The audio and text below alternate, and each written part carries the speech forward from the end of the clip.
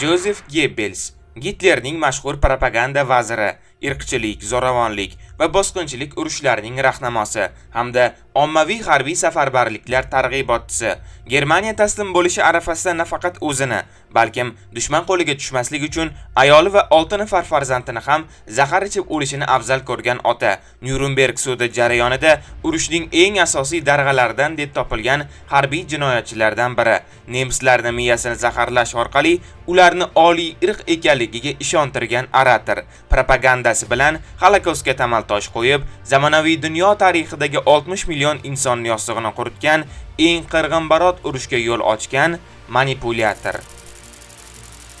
Jozef Gebbels. Yuqorida sanab o'tilgan ma'lumotlar aynan ushbu shaxs atrofida birlashadi. Ma'lum bo'lganidek, ushbu videoda biz Jozef Gebbelsning bosib o'tgan hayot yo'li va siyosiy faoliyatini yoritib berishga harakat qilamiz. Men Uskanboyev G'iyosbek va siz Tarixiy videolar TV kanalini tomosha qilmoqdasiz. Tayyormisiz? Qani bo'lmasam, boshladik.